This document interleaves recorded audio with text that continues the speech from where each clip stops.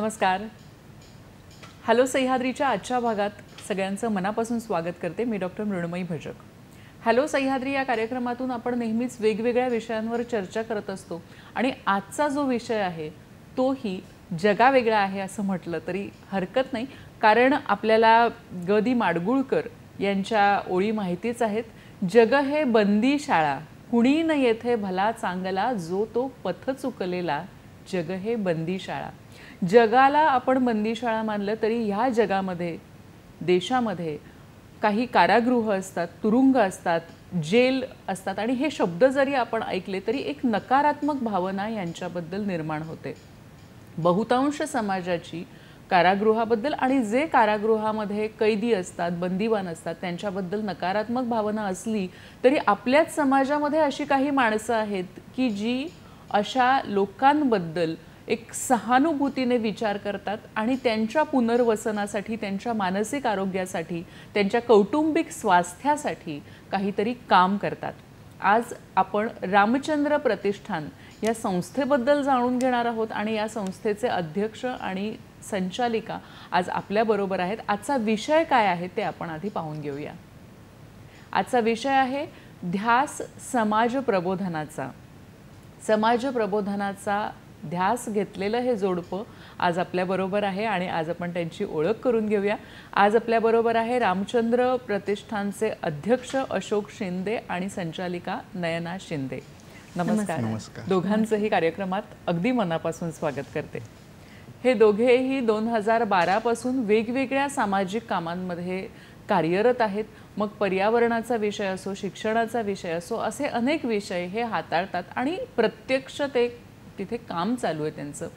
आणि 2018 पासून जे तुरुंगातले कैदी आहेत त्यांच्यासाठी हे दोघे जण काम करतात. कशा पद्धतीने हे सगळं काम चालतं आणि मुळात सुरुवात कशी झाली या कार्यक्रमाची, काय आव्हानं आहेत आणि कशा पद्धतीने त्यांची पुढे वाटचाल चालू आहे, या सगळ्याविषयी आज आपण चर्चा करणार आहोत, गप्पा मारणार आहोत. आणि असा एक विषय आहे की सर्वसामान्य माणसाला त्याच्याबद्दल फार माहिती नसते, तर ती देखील आपण जाणून घेणार आहोत. तर सुरुवात करूया कार्यक्रमाला. नमस्कार. पुन्हा एकदा आपल्या दोघांचंही स्वागत करते. आपलं काम खरोखरच वेगळं आहे, मोठं आहे आणि त्याच कामाचा आढावा आज आपण घेणार आहोत. मॅडम, तुम्ही काय सांगाल की आपापले नोकरी व्यवसाय सांभाळून तुम्ही ह्या सामाजिक कामाला हात घातलेला आहे, तर सुरुवात कशी झाली आणि मुळात प्रेरणा कशी मिळाली? मुळातच रामचंद्र प्रतिष्ठान याच्या कामाची सुरुवात 2012 साली सुरू झाली. आम्ही विविध क्षेत्रात काम करत होतो, सामाजिक, आरोग्य, शैक्षणिक. ते करत असतानाच जेव्हा पश्चिम महाराष्ट्रामध्ये पूरग्रस्त स्थिती निर्माण झाली तेव्हा आम्ही जीवनाग्रस्त वस्तूंचा पुरवठा केला. त्यानंतर कोरोना काळामध्ये आम्ही कोरोना योद्धा हे आरोग्य सेवकांसाठी आम्ही हा उपक्रम राबवला. त्या अनुषंगाने मग नंतर 2018 मध्ये ही एक संकल्पना आली की बंदिवानांसाठी आपण काही करू शकतो का. आणि मुळातच आपली संस्कृती अशी आहे की इथे वाल्मिकी होतो, तर ही संधी प्रत्येकाला मिळायलाच हवी. मग त्या अनुषंगाने ही संकल्पना म्हणजे पुढे साकारत असताना ही कशी सुरुवात करावी, मग आम्ही निबंध स्पर्धेपासून सुरू केलं. हे सुरुवातीला आम्ही सर्व कारागृहामध्ये पुस्तकांचं वाटप करून त्या अनुषंगाने मग तिथे वाचन होऊन त्यांचा अभ्यास होत होता, मानसिक बदल होत होता आणि पुढे मग गृह खात्याची परवानगी घेऊन हे उपक्रमाला आम्ही सुरुवात केली. नक्कीच. सर, तुम्ही काय सांगाल? रामचंद्र प्रतिष्ठान म्हणजे तुमच्या वडिलांचं नाव तुम्ही या संस्थेला दिलेलं आहे आणि 2018 पासून जेव्हा तुम्ही सुरुवात केली तर तेव्हा ह्या मागे एक सामाजिक कामाची प्रेरणा होती, तुम्ही ते सुरू केलंच होतं. पण तुरुंगातल्या कैद्यांसाठी सुरू करावं ही संकल्पना किंवा हा विचार तुमच्या मनात कशा पद्धतीने आला?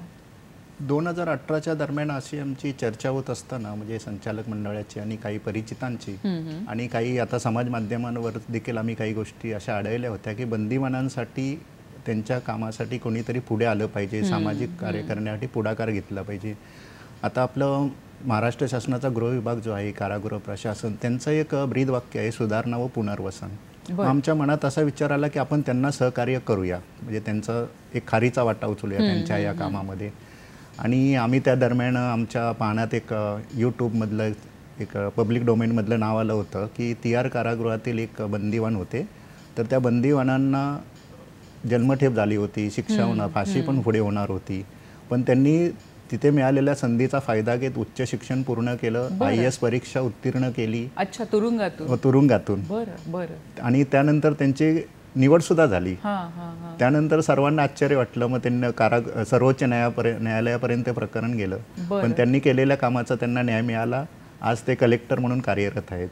क्या बात. हे एक उदाहरण होतं. केवढी म्हणजे अशी उदाहरणं असतात की जी खरोखरच सगळ्यांना माहिती असतीलच असं नाही, पण जसं मॅडम तुम्ही म्हणालात की वाल्याचा वाल्मिकी होण्याची आपली संस्कृती आहे. म्हणजे आपण आपल्या आयुष्यात कितीही उत्तम पद्धतीने बदल करू शकतो याची अनेक उदाहरणं अर्थात तुम्ही देखील अनुभवलेली असतील. मॅडम, तुम्ही काय सांगाल की हे काम जेव्हा सुरू केलं तेव्हा एकूण समाजाचा कसा प्रतिसाद मिळाला तुम्हाला? की काही टीका झाली का की अरे तुरुंगातल्या कैद्यांसाठी कशाला करताय, आपल्याकडे बाकीचे अनेक प्रश्न आहेत? तर काय, कशी झाली सुरुवात, काय प्रतिक्रिया होती? नाही, मुळातच जसं आमचे सहकारी आहेत तर सगळ्यांकडून आम्हाला प्रोत्साहनच मिळालं. आणि म्हणजे प्रत्येकाची इच्छा होती की आपण काहीतरी म्हणजे समाजातील असं दुर्लक्षित घटकासाठी काम करावं. तर आम्हाला आमच्या परिचयाकडून, आमच्या मित्रमंडळीकडून प्रोत्साहन मिळाल्यामुळेच आम्ही हे उपक्रम करू शकलो आणि आम्हाला व्यवस्थित सहकार्यही मिळालं. बरोबर आहे. सर, तुम्ही काय सांगाल? याच्यामध्ये असं आहे की आम्ही ज्यावेळी उपक्रम सुरू केला कारागृहातील बंदिवानांसाठी, त्यावेळी एक मुळात असा विचार होता की हे जे बंदिवान वेगवेगळ्या क्षेत्रातून येतात, सामाजिक कायदे मोडल्यामुळे त्यांना ती शिक्षा भोगावी लागते. ते होत असताना त्यांनी जो त्यांचा पूर्व इतिहास आहे तो काहींचा चांगला असतो, काहींचा समजा वाईट असला तरी त्याला ती बदलण्याची इच्छा असते. त्याला वाटतं आपण कारागृहात कशासाठी आलो आहोत, आपण हे बदललं पाहिजे, आपण विनाकारण आपला वेळ जातो आणि आपल्याला मानसिक त्रास होतोय, तर आपल्याला बदलण्याची संधी मिळेल का? पण बाहेर गेलो तर आपल्याला समाज स्वीकारेल का, बहिष्कार घालेल का, नातलग दूर जवळ घेतील का पहिल्यासारखे, पुन्हा काम रोजगार वगैरे मिळेल का, असं एक त्यांच्या मनात फ्रस्ट्रेशन येतं आणि त्या नैराश्यामध्ये तो पूर्णपणे वाहून जातो. का म्हणजे जवळजवळ त्याची मानसिक अवस्था ही खूप पराकोटीला जाते की आपण काहीच करू शकणार नाही. तर ही त्यांची मानसिक अवस्था जी आहे ती पूर्ववत आणण्यासाठी, त्यांच्या संवेदना निर्माण करण्यासाठी आपण प्रयत्न केला पाहिजे. बरोबर. या अनुषंगाने आम्ही त्यांच्यामध्ये म्हणजे एक विचार बिंबवण्याचा प्रयत्न करतो की तुम्ही तुमच्या स्वतःला स्थैर्य मिळवा. आणि कशासाठी? तर उद्या तुम्हाला समाजासाठी, अप्रत्यक्षपणे देशासाठी काही करता येईल का, संधी मिळाली तर तुम्ही कराल का, ह्या अनुषंगाने तुम्ही विचार करा आणि त्याप्रमाणे कृती करा. मग ती विचार करण्याची प्रक्रिया आम्ही सुरू करण्यासाठी त्यांच्यापर्यंत पोहोचत आहोत. बरोबर. जेणेकरून त्यांच्यात राष्ट्रभक्ती निर्माण होईल, त्यानंतर सामाजिक जाणीवेची भावना निर्माण होईल आणि असे झालं तर पुढे आपल्याला ते मनुष्यबळ देशाच्या विकासासाठी किंवा सामाजिक स्वास्थ्यासाठी चांगलं उपयोगी होऊ शकतो. नक्कीच. तुम्ही म्हणालात तसं की एक विचार ही कुठल्याही गोष्टीची सुरुवात असते. कुठल्याही आपल्याला जेव्हा मोठी गोष्ट करायची असते तेव्हा सुरुवात ही आपल्या मनापासून होते, विचारांपासून होते. तर तुम्हाला दोघांनाही मला विचारायचं की तुम्ही जेव्हा हे काम सुरू केलं, बंदिवानांबरोबर काम सुरू केलं आणि तुम्ही सर जे पुरुष बंदिवान आहेत त्यांच्याबरोबर काम करतात, महिला बंदिवानांबरोबर मॅडम काम करतात, प्रत्यक्ष जेव्हा तुम्ही त्यांच्यामध्ये जाऊ लागलात तर तेव्हा अगदी सुरुवातीला काय भावना होती त्यांच्याबद्दल? की थोडी भीती वाटली का, किंवा कसे असतील, काही वेगळे लोक असतील का, असं वाटलं का, की काय तुमच्या दोघांच्याही भावना होत्या? मॅडम, काय सांगाल? हा पूर्वविचार अर्थातच असा असतो की हा वेगळा एक घटक आहे, वेगळी जागा आहे. तर सुरुवातीला असं वाटत होतं, पण तिथे गेल्यानंतर प्रत्यक्षपणे आम्हाला वेगळाच अनुभव आला. तिथे त्यांना म्हणजे आनंद होतो की बाहेरून कोणी आपल्यासाठी काही करण्यासाठी, आपल्यातल्या बदलासाठी ही व्यक्ती आली आहे. ते स्वतःहून म्हणजे तिथले अधिकारी बरोबर असतात, त्यांना अप्रोच करून त्यांना सांगतात त्यांच्या व्यथा, व त्यांच्यातर्फे आम्हाला त्यांच्या विविध अडचणी समजतात, त्यासाठी पुढे आपण काय करू शकतो हे समजतं. आणि म्हणजे अर्थातच तिथे गेल्यानंतर म्हणजे ज्या काही कृतीमुळे ते तिथपर्यंत पोहोचले आहेत, पण त्यांना तिथे गेल्यानंतर अर्थातच पश्चाताप होतो. अर्थातच त्यांचं जीवनातील म्हणजे जे स्थान आहे जिथे समाजाने दुर्लक्षित करणं किंवा फॅमिली डिस्टर्ब होणं, अर्थात काही जणांचा तो मुलांचा प्रश्न उद्भवतो. तर मग अशा अनेक कारणांमुळे ते खचून गेलेले असतात, नैराश्यात असतात. तर बाहेरचं कोणी आलं, अशा अनेक सामाजिक संस्था कार्य करत असतील तर त्यांना नक्कीच आनंद होतो आणि स्वतःमध्ये बदल घडवून आणण्यासाठी तेही तेवढेच प्रयत्नशील असतात. वा, नक्कीच. म्हणजे एक सकारात्मक चित्र आहे. कारण आपल्याला तुरुंग, जेल यांचं जे चित्र आहे ते मुख्यत्वे करून सर आपल्याला कुठेतरी चित्रपटांमधून वगैरेच पाहिलेलं असतं की जे खरं असेलच असं नाही. तर तुम्ही जेव्हा पाहिलं तर तुम्हाला काय फरक जाणवला की आधीचं एक चित्र आपल्या डोळ्यासमोर असतं ते आणि तुम्ही प्रत्यक्ष भेटलात ते? मी सांगायला आवडेल मला की आम्ही हा उपक्रम ज्यावेळी 2018 साली सुरू केला त्यावेळी आम्हाला सुरुवातीला जी परवानगी मिळाली ती परवानगी आमच्यासाठी एक परीक्षाच होती. अच्छा. की आपण कशा प्रकारे हा प्रकल्प राबवू शकू आणि कसा आपल्याला प्रतिसाद मिळेल. पण कारागृह प्रशासनाने आम्हाला खूप चांगलं सहकार्य केलं आणि त्यांनी आमची कल्पना उचलून धरली. ते आजतागायत चालू आहे. आणि तिथे कसं असतं की तिथे कारागृहाचे जे मुख्याधिकारी असतात, मुख्य तुरुंगाधिकारी आणि तिथे गुरुजी असतात. गुरुजी तिथे नियुक्त केलेले असतात, जे गुरुजी बंदिवानांमध्ये बदल घडवण्यासाठी किंवा सुधारणा व पुनर्वसन कार्यासाठी महत्त्वाचा रोल बजावत असतात. तर त्यांच्या समन्वयाने हे सगळं आम्हाला शक्य होतं. मग ते तिथले जे बंदिवानांमध्ये माहिती पोचवतात आमच्याबद्दलच्या उपक्रमाची, त्यांना त्यात सहभागी होण्यासाठी आवाहन करतात, त्यानंतर त्यांची एक मानसिक तयारी करून घेतात. त्यामुळे आम्ही ज्यावेळी जातो त्यावेळी आमचं काम बरंचसं हलकं झालेलं असतं. आणि मग गेल्यानंतर त्या स्पर्धकांची म्हणा किंवा तिथे सहभागी असलेल्यांची एक त्या दृष्टीने एक तयारी असते. मग आम्ही त्यांना थोडं मोटिवेट करतो आणि त्याप्रमाणे मग ते त्यात सहभागी होतात. आता तुम्ही म्हणता तसं काही बंदिवान जे संवेदनशील आहेत, बदलाची इच्छा आहे, ते अगदी उत्साहाने सहभागी होतात. पण त्यातही काहींची इच्छा नसेल तर ते सहभागी होत नाहीत. त्यामुळे तो ऐच्छिक आपण ठेवलेला आहे त्यासाठी मुद्दा. पण तसा एक चांगला प्रतिसाद आणि सहकार्य मिळत असतं. बरोबर आहे. पण एक ढोबळ मनाने बघितलं तर उत्तम तुम्हाला प्रतिसाद तिथे मिळतोय. आणि सगळ्यात महत्त्वाचा मुद्दा म्हणजे जो या दोघांनीही सांगितलाय की जे तुरुंगातले बंदिवान आहेत त्यांना बदलण्याची, स्वतःमध्ये बदल घडवण्याची इच्छा आहे आणि हा बदल कशा पद्धतीने घडलेला आहे याविषयी आपण जाणून घेणार आहोत. दोघांच्याकडेही काही किस्से आहेत, काही उदाहरणं आहेत, ती आपण जाणून घेणार आहोत कार्यक्रमातून.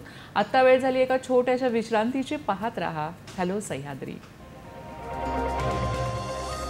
नमस्कार. विश्रांतीनंतर सगळ्यांचं मनपूर्वक स्वागत करते.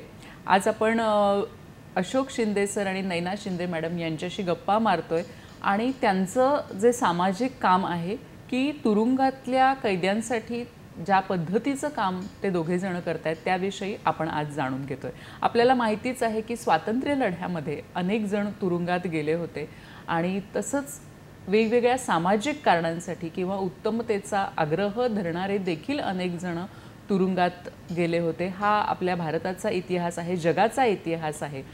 पण तरीही कारागृहात असणारी जी बहुतांश मंडळी आहेत की त्यांची स्थिती काय असते आणि त्यांना सकारात्मकतेकडे घेऊन जाणारे हे दोघे, त्यांच्याशी गप्पा मारतोय आपण. मॅडम, तुम्ही काय सांगाल की तुम्ही कामाची सुरुवात कशा पद्धतीने केली? सरांनी सांगितलं की स्पर्धांचं वेगवेगळे आयोजन करत असतात, तर कोणकोणत्या स्पर्धा असतात? याच्यामध्ये देशभक्तीपर भावना वाढावी यासाठी आम्ही सुरुवातीला सगळ्यांना ग्रंथसंपदा, पुस्तकं, संस्कारक्षम पुस्तकं, आपले विविध म्हणजे स्वातंत्र्य लढ्यामध्ये काम करणारे क्रांतीवीरांवरील त्यांची जीवन आलेख कसं आहे त्यावरची पुस्तकांचं आम्ही आधी वाटप करतो. त्याचं वाचन केलं जातं. तिथे जसं सरांनी सांगितल्याप्रमाणे गुरुजी असतात, तर तिथे संस्कारक्षम कार्यक्रम चालू असताना इथे पुस्तकांचं वाचन केलं जातं. सामूहिक वाचन केलं जातं. कधी कोणाला वैयक्तिकरित्या पुस्तकं घेण्याचं तिथे त्यांना म्हणजे लायब्ररी सारखी सोय असल्यामुळे तेही त्यांना तसं वाचता येतं. आणि मग आम्ही विषय ठरवून त्यांना एक कालावधी दिला जातो. त्या कालावधी त्यांचे विचार मांडणं, व्यक्त करणं, विषय दिले जातात. त्याप्रमाणे मग आम्ही एखादा दिवस ठरवून त्याप्रमाणे ही एक स्पर्धा आयोजित केली जाते. बरं सर, तुम्ही काय सांगाल की रामचंद्र प्रतिष्ठान संस्थेला नुकताच एक मोठा पुरस्कार मिळालेला आहे, जळगाव येथील केशव स्मृती सेवा समूहाचा डॉक्टर आचार्य अधिकारी पुरस्कार. आणि हा खरंच मोठा पुरस्कार आहे. तुमच्या सगळ्या कामाची पावती तुम्हाला या रूपाने मिळालेली आहे. काय सांगाल, काय भावना आहेत? अगदी नक्कीच आमच्यासाठी ही शाबासकीची मोठी थाप आहे असंच आम्ही म्हणू. कारण डॉक्टर अविनाश आचार्य यांचं फार मोठं सामाजिक कार्य आहे आणि त्यांचा एक मंत्र आहे जो आम्हाला खूप भावला की समाजावर आईसारखे प्रेम करा. म्हणजे आईचं जसं प्रेम असतं तसं प्रेम प्रत्येकाने समाजावर करावं, समाज क्षेत्रात कार्य करणाऱ्याने. तर हा मंत्र आम्हाला खूप भावला आणि तो पुरस्कार जो मिळाला ते आमच्यासाठी एक शाबासकीची थापच आहे. कारण सर आपण त्याच्याबद्दल पण बोलूया. एक फोन येतोय, आपण तो घेऊया. शेखर वैद्य बोलतायत आपल्याशी मुंबईहून. नमस्कार. नमस्कार, आपला प्रश्न थेट विचारा. हॅलो. हॅलो, बोला, आपला प्रश्न सलग विचारा. सर, माझा प्रश्न आहे की सर तुम्हाला हे समाज प्रबोधनाचे कार्य करताना तुमचा अनुभव कसा होता आणि तुम्हाला काय अडचणी आल्या त्याच्याबद्दल काही थोडं सांगता? धन्यवाद आपल्या प्रश्नाबद्दल. हो.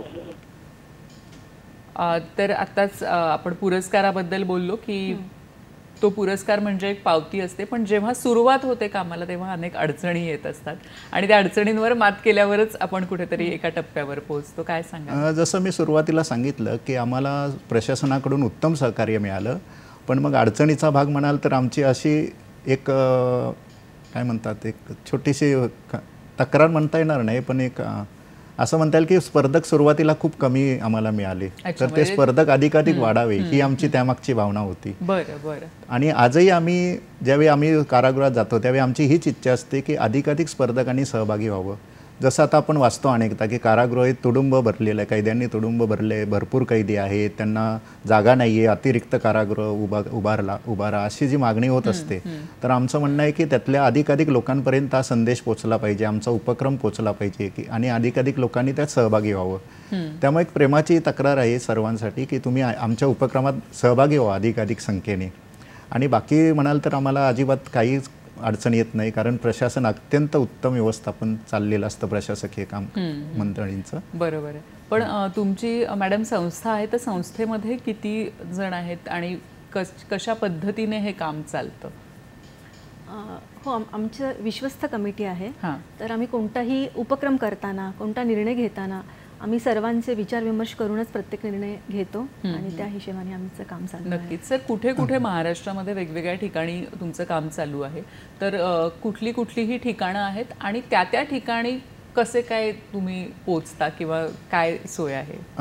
आता आमचा जो प्रकल्प आहे तो महाराष्ट्रातील सर्व मध्यवर्ती कारागृह म्हणजे येरवडा पुरुष महिला जेल, त्यानंतर ठाणे मुंबई मध्यवर्ती कारागृह, ठाणे, नाशिक रोड, तळोजा, संभाजीनगर, कोल्हापूर, अमरावती, नागपूर ही मध्यवर्ती कारागृह, त्यानंतर रत्नागिरी विशेष कारागृह आणि जिल्हा कारागृह म्हणाल तर भायखळा, अलिबाग, सोलापूर, सातारा, लातूर, नांदेड, धुळे, जळगाव अशा कारागृहांमध्ये हे प्रकल्प आमचे सुरू आहेत. आणि अधिकाधिक कारागृह आम्ही दरवर्षी समाविष्ट करत आहोत. म्हणजे सुरुवातीला जसं सांगितलं 2018 साली आम्ही 7 कारागृहांमध्ये केलं, त्यानंतर पुढे ती कारागृह वाढत 14 झाली, 18 झाली, आता 21 कारागृह आहेत. बापरे, म्हणजे महाराष्ट्रात भरपूर 21 कारागृहांमध्ये काम आता सध्या सुरू आहे आणि त्या ठिकाणचे लोकही तिकडे असतात. आपल्याला एक फोन येतोय, तो घेऊया आपण. धनंजय गाडगीळ आपल्याशी बोलतात. नमस्कार.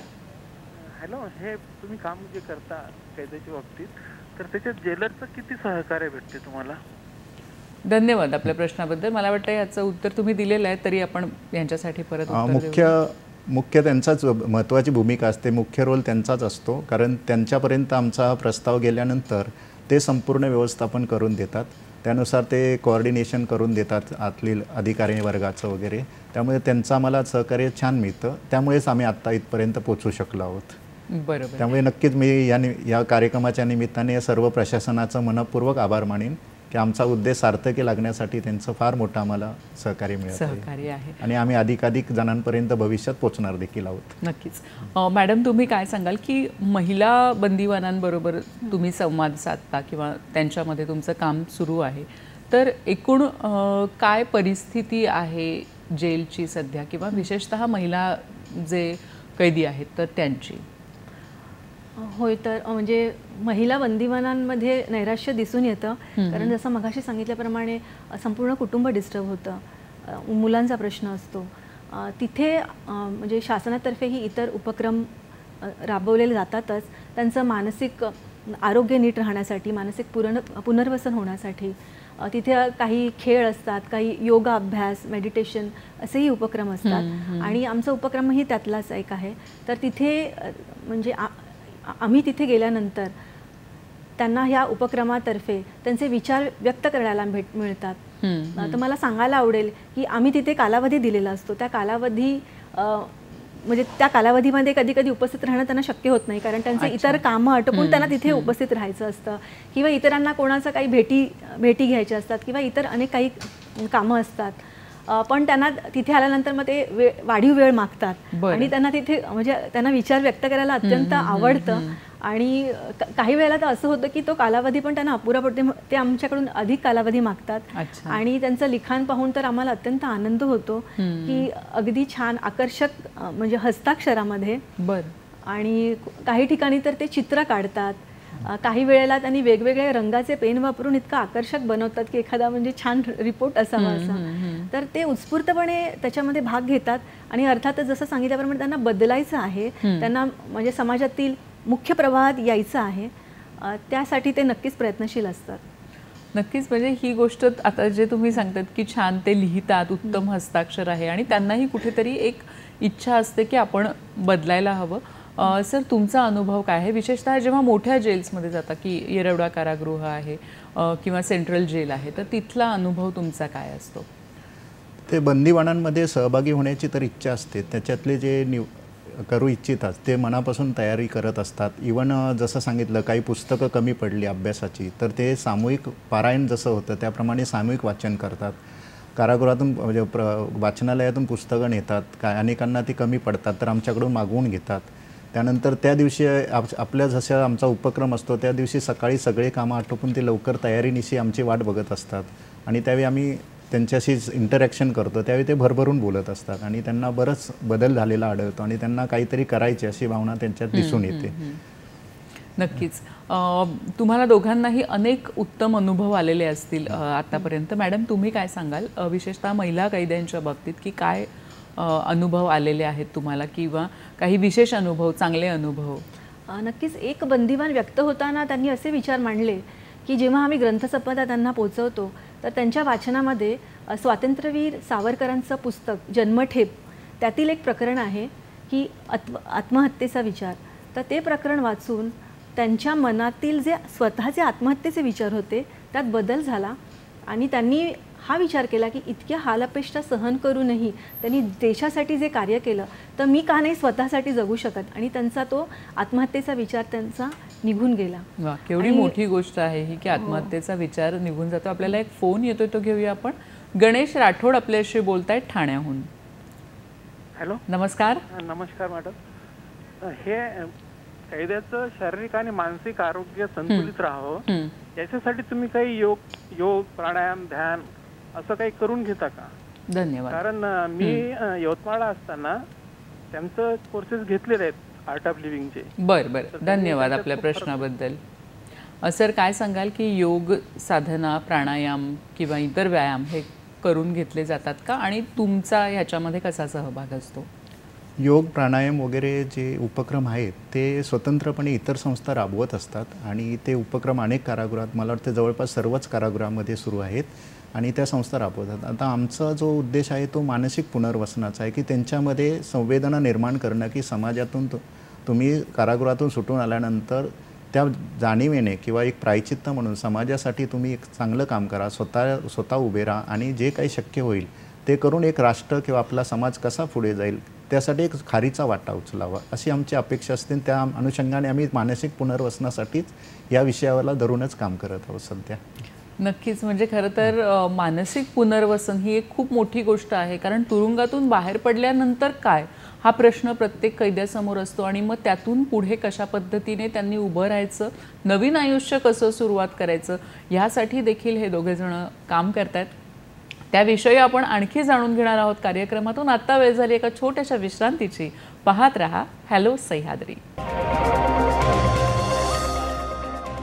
नमस्कार. विश्रांतीनंतर कार्यक्रमात सगळ्यांचं पुन्हा एकदा मनापासून स्वागत करते. तुरुंगातील जे बंदिवान आहेत त्यांच्यासाठी काम करणारे अशोक शिंदे आणि नयना शिंदे रामचंद्र प्रतिष्ठानचे दोघेही आहेत. तर आपण त्यांच्या कामाविषयी आज आपण जाणून घेतोय.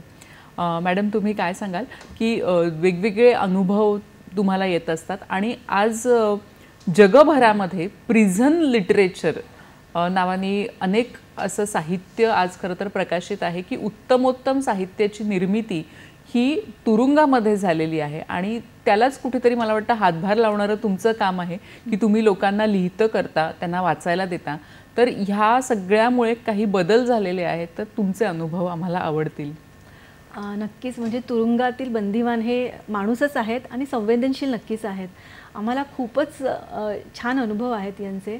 आम्ही जेव्हा जातो तर तिथे बागा आहेत, तर त्या बागेतील फुलांचा फुलगच्छ देणे किंवा त्यांच्या भत्त्यामध्ये काही त्या भत्त्यातून पैसे खर्च करून सरबत बनवणे, चहा बनवणे, म्हणजे इथपर्यंत आमचा आदरातिथ्य केलं जातं.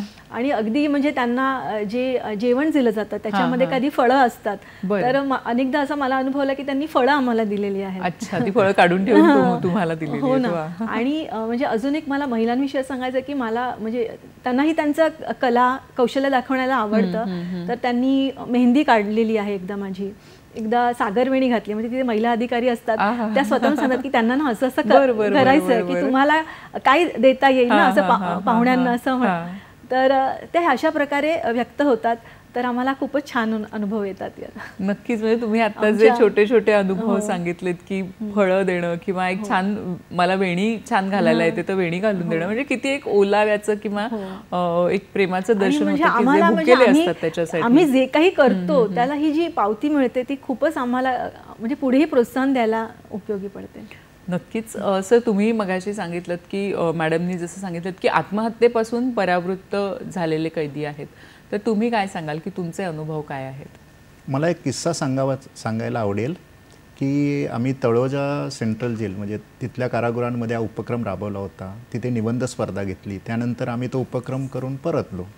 त्यानंतर दुसऱ्या दिवशी आम्ही नामांकित वृत्तपत्रांमध्ये बातमी वाचली की ज्या बंदिवानांना पारितोषिकं मिळाली होती आमच्या संस्थेची, ती त्या बंदिवानांनी पुलवामा हल्ल्यात त्या काळी झालेला तिथल्या जे शहीद जवान झाले, हुतात्मे जवान, त्यांच्या कुटुंबियांसाठी देण्याची इच्छा व्यक्त केली. आता मला असं आता या म्हणाल्या जसा त्यांचा भत्ता असतो तो भत्ता अत्यंत क्षुल्लक असतो, पारितोषिकाची रक्कम ही त्यांच्यासाठी फार मोठी होती, जरी ती आपण छोटी समजलं तरी. तर त्या रकमेतून त्यांना बरंच काही करता आलं असतं, महिनाभराचं काम करता आलं असतं. परंतु त्यांनी तो पूर्ण त्यांचा बक्षिसाच्या रकमेचे जे बंदिवान होते त्यांनी एकत्रितपणे निर्णय घेतला आणि सांगितलं की हा जो हल्ला झालेला आहे, आपल्या भारतीय जवान त्यात हुतात्मे झालेले आहेत, त्यांनाही रक्कम आम्हाला द्यायची आहे. आणि तिथले कारागृहाचे जे अधीक्षक होते त्यांना त्यांनी संपर्क साधला आणि इच्छा व्यक्त केली आणि अधीक्षकांनी नंतर ती रायगडचे जिल्हाधिकारी यांच्यामार्फत ती रक्कम संबंधित कुटुंबियांपर्यंत पोचती केली. म्हणजे आम्ही जो उपक्रम राबवला, जो त्यांच्यावर अपेक्षा त्यांच्याकडून व्यक्त केली होती तुमच्यात बदल घडावा, तर ती अपेक्षा त्यांनी पूर्ण केली आणि आम्हाला वृत्तपत्रातील वृत्तांमधून ते समजलं. ते आम्हाला एक सुखद धक्का होता आमच्यासाठी. आणि ही तुमचं जे मुळात काम आहे, तुम्ही म्हणालात की एक मानसिक आरोग्य उत्तम राहावं आणि मनपरिवर्तन व्हावं, तर ही अशी उदाहरणं पाहिली की नक्कीच तुम्हाला एक पावती मिळत असेल. मला असं विचारायचं की हे सगळे जे उपक्रम आहेत जे आपण राबवता, तर त्याच्यामध्ये कुठेतरी एक आर्थिक बाजू असते, तर ती कशा पद्धतीने तुम्ही सांभाळता? वेगवेगळ्या स्पर्धांसाठी असेल, तिथे जाण्यासाठी असेल, तुम्ही पुस्तकं त्यांना देता तर त्याच्यासाठी असेल, कुठेतरी नक्कीच आर्थिक गणित असतं, तर काय सांगाल? आर्थिक आव्हानांचा तर आम्हाला सामना करावाच लागतोय. कारण याच्यात एक गोष्ट मला प्रकर्षाने नमूद करावी वाटेल की आम्ही ज्यावेळी काही प्रायोजक देणाऱ्या संस्थांकडे संपर्क साधतो त्यावेळी संस्थांचाही तो नाईलाज असतो, कारण त्यांना त्या ठिकाणावरून कोणता व्यवसाय मिळणार नसतो किंवा त्यांचं प्रमोशन होणार नसतं, त्यामुळे सहसा त्या तयार होत नाहीत. अशावेळी जी आर्थिक आव्हानं आहेत ती आम्ही मग आमच्या परिचितांकडून, आमचे जे मित्रमंडळी आहेत, आप्तेष्ट आहेत, त्यांच्याकडून मग निधी जमा करून तो खर्च पूर्ण करत असतो. आणि पुस्तकांच्या बाबतीत आम्ही काही प्रकाशन संस्थांना संपर्क साधतो आणि त्यांच्याकडून पुस्तकं म्हणजे पुस्तकांची मदत घेतो. ते आम्हाला पुस्तकं देतात, ते आम्ही कारागृहांना सोपवतो. त्याचबरोबर आमचे काही जे स्नेही आहेत त्यांनीसुद्धा अनेकांनी पुस्तकं अशी दिलेली आहेत की जी संस्कारक्षम आहेत आणि प्रतिते लेखकांची आहेत, ते आम्ही त्यांच्या माध्यमातून त्यांच्यापर्यंत पोचती करतो. बाकी आर्थिक आव्हानांचा तर आम्हाला त्रास म्हणजे थोडं आव्हानं आहेत आमच्या पुढे, पण आम्ही हा प्रकल्प नेतोय जिद्दीने पुढे. नक्कीच. मॅडम, तुम्ही काय सांगाल की कशा पद्धतीची पुस्तकं तुम्ही तिथे लोकांना देत असता? काही त्याच्यामध्ये काही निवड असते का की अशा पद्धतीची पुस्तकं गेली पाहिजेत? हां, नक्की. जर सरांनी सांगितल्याप्रमाणे संस्कारक्षम त्यांच्यामध्ये काही मानसिक बदल घडेल किंवा असे जीवनचरित्र की त्यांचं जीवनचरित्र वाचून त्यांच्या स्वतःमध्ये काही अमूलाग्र बदल होईल. जसं की क्रांतीवीरांची आम्ही अनेक पुस्तकं दिली, तर जसं सांगितल्याप्रमाणे ते वाचल्यामुळे त्यांच्यात म्हणजे बरंच की त्यांनी इतके हाल अपेष्ट सहन करूनही देशासाठी कार्य केलं. तर आपल्याकडे इतकं सगळ्या सुविधा असताना आपण का करू नये काही? म्हणजे नैराश्यात अडकून राहणं हा पर्याय नसून आपण आपलं जीवन हे का नाही देशासाठी अर्पण करू शकत? तर या अनुषंगाने नक्कीच त्यांच्यात बदल होतात. आणि अजून एक मला असा किस्सा सांगावासा वाटतो की या पुस्तकांमुळे एका कारागृहात तर त्यांनी म्हणजे प्रवचन वगैरे सुरू केलं, म्हणजे इतकाही त्यांच्यात बदल नक्कीच होतो. म्हणजे याच्यात असं आहे की जसं क्रांतीवीरांची पुस्तकं देतो तसंच भारतासाठी ज्यांनी योगदान दिलेलं आहे तर अशा ज्या वेगवेगळ्या मान्यवरांची पुस्तकं आम्ही देतो, ज्यांचं जीवनचरित्र देतो. उदाहरणार्थ APJ अब्दुल कलाम असतील किंवा साराबाई असतील किंवा इतर बरेचसे समाजसेवक वगैरे आहेत, तर त्यांची पुस्तकं त्यांच्यावर जाणीवपूर्वक देतो जेणेकरून ते संस्कार त्यांच्यावर बिंबवले जावेत. हा त्यामागचा उद्देश असतो आणि त्यातून त्यांनी मोटिवेशन म्हणजे प्रेरणा घ्यावी आणि काहीतरी करण्याची त्यातून त्यांना बळकटी. त्यानंतर काही मानसिक स्वास्थ्य राखणारी पुस्तकं देतो. आणि जसं प्रवचनाचं त्यांनी सांगितलं तर मला आवडेल, आम्हाला काही कारागृहातून मागणी आली होती की आम्हाला अशी अध्यात्म किंवा संस्कारक्षम अशी पुस्तकं अधिक पाठवा म्हणून, तर आम्ही ते पाठवतो. तर त्या अनुषंगाने तिथे त्यांचा ते त्या सदुपयोग करून घेतात, प्रवचनं वगैरे देतात. त्यानंतर एकमेकांची चांगल्या पद्धतीने ते वातावरण तयार होतं. बरोबर आहे. साधारण किती वेळ लागतो तुम्हाला दोघांनाही विचारून की त्या जेलमध्ये जाऊन त्यांना हे सांगणं की अशा पद्धतीचे हे उपक्रम तुमच्यासाठी फायदेशीर आहेत आणि त्यांनी कुठेतरी त्यांना हे पटणं आणि त्यांनी सहभाग घेणं? तुम्ही सुरुवातीला म्हणालात की थोडासा सुरुवातीला सहभाग कमी होता आणि मग तो नंतर अर्थातच वाढत असेल. वेळ तसा शासकीय नियमाप्रमाणे आम्हाला जसा वेळ मिळतो तो आम्ही त्याचा सार्थकी लावत असतो. काय असतं, सुरुवातीला आम्ही ज्यावेळी संपर्क साधतो आणि हा प्रस्ताव देतो किंवा ते नियोजन देतो पुढच्या कामाचं, त्यानंतर मग तिथून आम्हाला थोडा वेळ मिळतो. त्या वेळेच्या दरम्यान आम्ही पुस्तकांचं वितरण करणं, त्यानंतर विषय समजावून देणं, हे सगळं कळवत असतो. आणि जसं म्हणलं गुरुजी असतात तर गुरुजी समन्वयकाची भूमिका छान साधत असतात. त्यानंतर प्रत्यक्ष कार्यक्रमाच्या दिवशी ज्यावेळी आमचा संपर्क होतो त्यावेळी आम्ही हे सगळे विचार त्यांच्यावर प्रारंभी बिंबवत असतो. आणि त्यानंतर पारितोषिक वितरण म्हणा किंवा त्यावेळी संधी मिळते त्यावेळी मग समुपदेशन वगैरे आमचे काही सहकारी आहेत, काही तज्ज्ञ मंडळी आहेत, त्यांना आम्ही घेऊन जातो त्यांच्या परवानगीने प्रशासनाच्या, आणि तिथे त्यांच्यासाठी व्याख्यान दिलं जातं किंवा त्यांना त्याप्रमाणे त्यांचे मनावर चांगले संस्कार होतील किंवा खंबीर होईल मन, अशा प्रकारचे आम्ही ते समुपदेशनाचे प्रयोग करत असतो. नक्कीच. ह्या सगळ्या प्रयोगामधून म्हणजे एकतर मॅडम तुम्ही सांगितलं की निबंध स्पर्धांपासून सुरुवात झाली, आणखी कुठल्या कुठल्या पद्धतीच्या स्पर्धा किंवा वाचन हे आता सध्या उपक्रम सुरू आहेत? नक्कीच, म्हणजे वेगवेगळे हे संसारक्षम वाचन, लिखाण, वेगवेगळे आम्ही विषय देतो. त्या अनुषंगाने मग हे सुरू आहे. मध्ये गरज असेल तेव्हा समुपदेशन आणि नंतर पुनर्वसनासाठी त्यांना काही मदत हवी असेल तर अशा प्रकारे हे टप्प्याटप्प्याने ही कामं चालू आहेत. नक्कीच. पुनर्वसनाच्या मदतीत मी हे सांगेन आवर्जून की कारागृहात असल्यानंतर आम्हाला शक्यतो तेवढं नियमाप्रमाणे जास्त संपर्क करता येत नाही किंवा कार्य करता, तर आम्ही सुटल्यानंतर त्यांच्यासाठी कार्य करतो. त्यावेळी आम्ही त्यांना असं आवाहन करतो की तुम्ही कारागृहातून सुटल्यानंतर आमच्याशी संपर्क साधा आणि तुम्हाला जी काही मदत लागेल ती आमच्या क्षमतेनुसार आम्ही देण्याचा प्रयत्न करू. मग ते आल्यानंतर कोणाचं शैक्षणिक मदत हवी असेल कोणाला, किंवा कोणाला समजा कायदेशीर मदत हवी असेल, कोणाच्या आरोग्यासाठी मदत हवी असेल किंवा घरगुती काही समस्या असतील तर ते आम्ही सोडवण्याचा प्रयत्न करतो. नक्कीच. म्हणजे पुनर्वसन हा देखील एक मोठा विषय आहे. तर पुनर्वसनामध्ये रामचंद्र प्रतिष्ठानचं कशा पद्धतीचं काम आहे, पुनर्वसनामध्ये कुठल्या कुठल्या गोष्टी येतात आणि कशा पद्धतीने हे पुनर्वसन केलं जातं, त्यांना मदत केली जाते, ह्याविषयी आपण जाणून घेणार आहोत, अधिक माहिती घेणार आहोत कार्यक्रमातून. आत्ता वेळ झाली एका छोट्याशा विश्रांतीची. पाहत रहा हॅलो सह्याद्री. नमस्कार. विश्रांतीनंतर सगळ्यांचं मनपूर्वक स्वागत करते. ध्यास सामाजिक कामाचा हा आजचा आपला विषय आहे आणि वेगवेगळ्या सामाजिक कामांचा ध्यास घेतलेलं जोडपं अशोक शिंदे आणि नयना शिंदे आज आपल्याबरोबर आहेत. सर, तुम्ही सांगितलं की तुरुंगातल्या कैद्यांसाठी बंदिवानांसाठी तुम्ही दोघेही काम करताय 2018 पासून रामचंद्र प्रतिष्ठानच्या माध्यमातून. ह्या पुढे मॅडम तुम्ही काय सांगाल की समाजाकडून तुमची काय अपेक्षा आहे की तुमचं हे काम आहे पण ते अधिकाधिक विस्तारत जावं, यासाठी काय सांगाल? नक्कीच समाजाने हे एक्सेप्ट केलं पाहिजे की या दुर्लक्षित घटकाकडे यांना पण संधी दिली पाहिजे मुख्य सामाजिक प्रवाहात येण्यासाठी. मला एक इथे उदाहरण द्यावं असं वाटेल की ज्यावेळी आमच्याकडे एक असं जोडपं आलं होतं की त्यांची घटना अशी झाली होती की त्यांना काही म्हणजे त्यांचा दोष नसताना, म्हणजे दोष म्हणता येणार नाही पण काही त्यांच्या कमजोरीमुळे त्यांना तिथे कारागृहात जावं लागलं होतं. त्यांना त्यावेळेला एक छोटा मुलगा होता, तो 8वी इयत्तेत शिकत होता, एकुलता एक मुलगा होता आणि आई वडील कारागृहात गेल्यानंतर तो मुलगा एकटाच त्यांच्या नातलगाकडे राहायला लागला आणि त्याला आजूबाजूच्या वातावरणातून समजलं की असे असे आई बाबा आपले इथे गेलेले आहेत कारागृहात. मग त्याला ते फ्रस्ट्रेशन आलं, तो वैफल्यग्रस्त झाला, व्यसनाच्या आहारी गेला आणि ज्यावेळी हे दोन आमच्याकडे आले जोडपं, त्यांनी आम्हाला कहाणी सांगितली. त्यानंतर आम्ही त्या मुलाच्या समुपदेशनासाठी कार्य केलं, त्यानंतर त्याच्या शैक्षणिक प्रगतीसाठी पुढे कार्य केलं. तर मला हे म्हणायचे की ज्यावेळी बंदिवान कारागृहात जातो त्यावेळी समाजाचा जो दृष्टिकोन असतो त्याचा परिणाम बंदिवानावर तर होत असतो, पण त्याचबरोबर त्याच्या कुटुंबियांकडेही होत असतो आणि त्यातूनही नाहकपणे जसा जो मुलगा भरडला गेला या व्यवस्थेचा तसं ते भरडलं जाऊ शकतं. तर अशा वेळेला समाजाने या बंदिवानांकडे बघण्याचा दृष्टिकोन बदलला पाहिजे. जे गुन्हेगार बदलू इच्छितात किंवा जे काही करू इच्छितात त्यांना प्रोत्साहन दिलं पाहिजे, त्यांना अधिकाधिक चांगल्या उपक्रमात सहभागी करून घेतलं पाहिजे. बहिष्कार किंवा बहिष्काराने हा प्रश्न सुटणार नाही तर आपापसात तेढ निर्माण होईल. तर यांना एकत्रितपणे कसं त्यांना चांगल्या कामासाठी गुंतवता येईल किंवा जुंपता येईल अशा प्रकारे आपण प्रयत्न केले पाहिजे.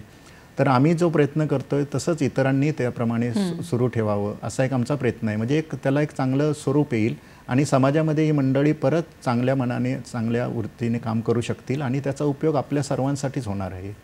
असा एक आमचा त्यामागचा उद्देश आहे आणि त्यासाठी आम्ही प्रयत्न करतोय. कारण की नाही हे एवढं मनुष्यबळ आहे हे वाया जाऊ नये ह्याचा नक्कीच राष्ट्राच्या प्रगतीमध्ये म्हणजे उपयोग व्हावा असा प्रयत्न नक्कीच आहे आमचा. आता ह्याच्यात अजून एक उदाहरण मला आवर्जून देता येईल की आमचा उपक्रम समजल्यानंतर एक प्रभावित झालेले संभाजीनगरचे भानुदास भोसले आमचे एक परिचित झाले. तर त्यांनी तर त्यांची जी मालकीची जमीन आहे संभाजीनगरपासून एक 8 किलोमीटर अंतर कोलटाण येथे ती जमीन उपलब्ध करून दिली की जिथे जे निराधार बंदिवान आहेत ते तिथे येऊन शेती करू शकतील आणि स्वतः आर्थिक स्थैर्य प्राप्त करू शकतील. म्हणजे अशी मंडळी आहेत की आम्हाला फार आनंद वाटला की अशा प्रकारे ते सुद्धा या आमच्या उपक्रमात सहभागी झाले आणि त्याप्रमाणे करतात काम. कारण जसं आपण मगाशी बोललो की पुनर्वसन हा एक खूप मोठा मुद्दा आहे की तुरुंगामध्ये त्यांना काही ना काहीतरी एक काम असतं किंवा दिवसाचं एक वेळापत्रक ठरलेलं असतं त्याप्रमाणे सगळेजण वागत असतात. पण तुरुंगातून जेव्हा ते सुटतात तेव्हा पुन्हा नव्याने आयुष्य सुरू करायचं असतं, शून्यापासून सुरू करायचं असतं. तर त्यासाठी तुम्ही आत्ता जसं सांगितलं की एक जण त्यांनी शेती तुम्हाला उपलब्ध करून दिली.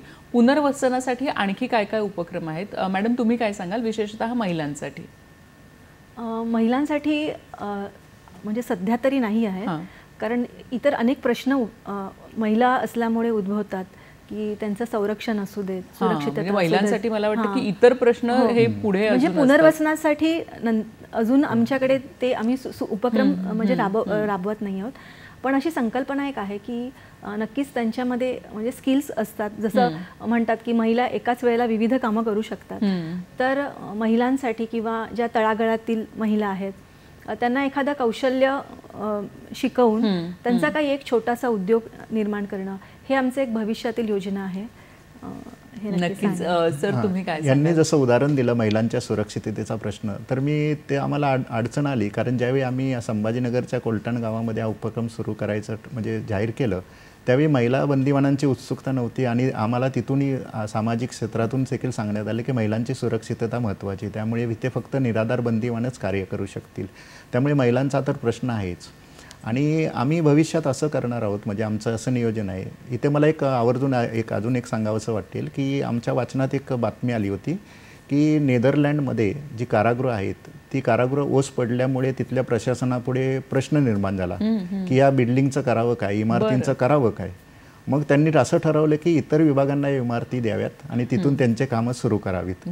तर आम्हाला सुद्धा एक आमची अपेक्षा आहे, भाबडी अपेक्षा म्हणा किंवा एक स्वप्न म्हणा आमचं, की भारतातील महाराष्ट्रातील कारागृह ओस पडावीत, गुन्हेगार तिथे येऊच नाहीत, गुन्हेगारी संपुष्टात यावी आणि ती कारागृह इतर कामासाठी उपयोगात पडावी. आज जसं प्रशासनाला कारागृह वाढवावी लागत आहेत, तर त्याच्या विरोधात ही स्थिती निर्माण व्हावी आणि कारागृह ओस पडावीत असं आमची एक बाबडी कल्पना. नक्कीच मला वाटतं की समाजातील प्रत्येक घटकालाच ही गोष्ट एक म्हणजे ऐकूनही सुखावह वाटणारी अशी गोष्ट आहे की एकूण गुन्हेगारी कमी व्हावी. किंवा कधी कधी सर असं होतं का हो की असा गुन्हा चुकून घडतो किंवा काही विशेषतः आर्थिक बाबतीमध्ये की काहीतरी माहिती नसताना अजाणतेपणे काहीतरी होतं आणि मग ते त्या गुन्ह्यात अडकले जातात. तशा काही घटना आपल्याला समाजात दिसून येतात. आता महिलांच्याच बाबतीत म्हणाल तर अनेकदा जे आर्थिक व्यवहार असतात ते कंपनीचे म्हणा किंवा पुरुषांचे व्यवहार ते महिलांच्या नावे असतात. त्यामुळे एखाद्या आर्थिक गुन्ह्यामध्ये ज्या अडकल्या गेल्या तर त्या महिलेचा प्रत्यक्षात त्यात सहभाग नसला तरी तांत्रिक बाबीमुळे त्यांना त्याची शिक्षा भोगावी लागते.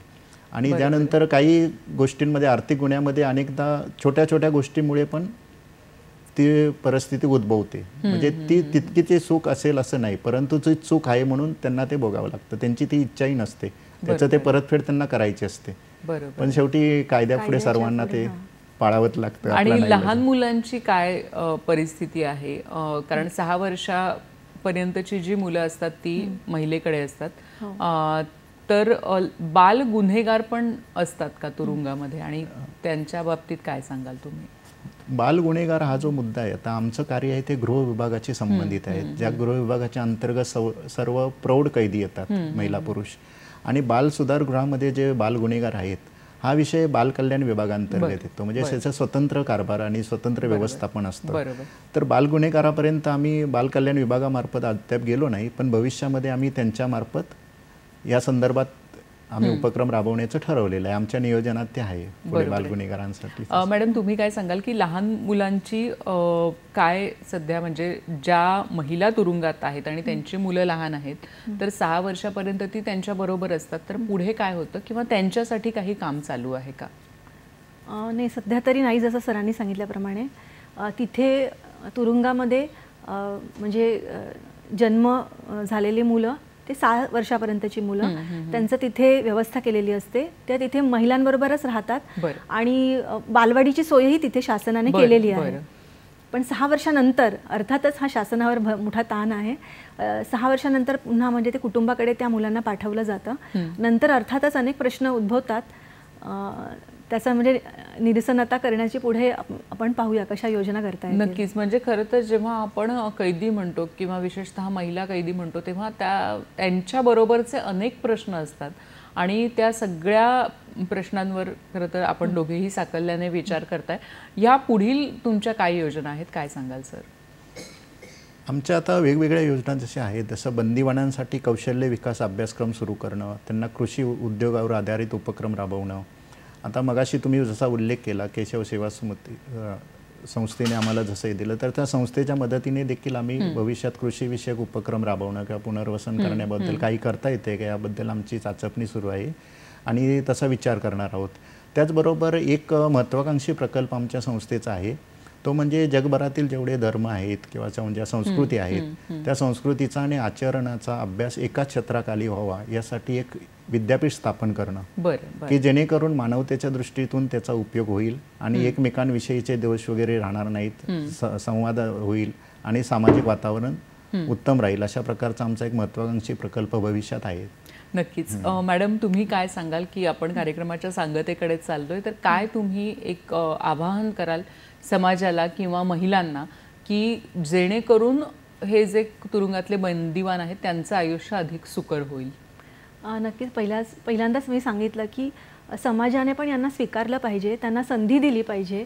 म्हणजे मानव हक्क आयोगही जसं सांगतं की प्रत्येकाला स्वातंत्र्य आहे आपलं जीवन जगण्याचा, आनंदाने जगण्याचा.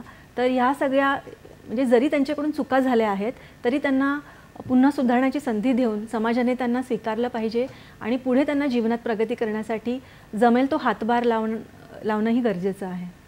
तुम्ही काय सांगाल सर? माझंही हेच म्हणणं आहे की आपला जो दृष्टिकोन आहे, बंदिवान म्हणलं की आपण त्याच्यापासून लांब राहतो किंवा त्याच्यापासून घाबरून राहतो. भले तो तितकासा म्हणजे तो गुन्हा त्याचा तेवढा तो भयानक किंवा क्रूर नसेल सुद्धा किंवा तो पुन्हा करणार देखील नसेल, तर आपण एक त्याची चाचपणी केली पाहिजे. त्याची इच्छा कितपत आहे, त्याला किती बदलायचे, तर आपण प्रत्येकाने आपापल्या परीने त्याला चांगल्या मार्गाकडे नेण्याचा प्रयत्न केला पाहिजे. आणि त्या दृष्टीने समाजात ही भावना निर्माण व्हावी आणि बंदिवानांमध्येही भावना व्हावी, हाच आमचा तो प्रयत्न आहे आणि तो आम्ही अधिकत तुम्ही दोघेही त्या दृष्टीने काम करताय. आणि आपल्याकडे भारतामध्ये परदेशामध्ये अशी अनेक उदाहरणं आहेत. उदाहरणार्थ लोकमान्य टिळकांनी गीता रहस्य लिहिलेलं आहे, पंडित नेहरूंनी पत्र लिहिलेली आहेत तुरुंगातून, असं खूप साहित्य निर्माण झालेलं आहे. आणि त्याच्या मुळाशी तुम्ही दोघेही आज आहात की तो एक कुठेतरी प्रयत्न सुरू आहे की तुरुंगातील लोकांना एक स्वतःची अभिव्यक्ती निर्माण व्हावी, यासाठीचा हा प्रयत्न आहे. आणि कुठेतरी मानसिकरित्या त्यांचं पुन्हा एकदा पुनर्वसन व्हावं. तुमच्या दोघांच्याही कामाला खूप खूप शुभेच्छा देते आमच्या संपूर्ण सह्याद्रीच्या टीमतर्फे. आणि तुम्ही इथे आलात आणि उत्तम माहिती आमच्या सगळ्या दर्शकांपर्यंत पोहोचवलीत, त्याबद्दल अगदी मनापासून तुमच्या दोघांचेही आभार.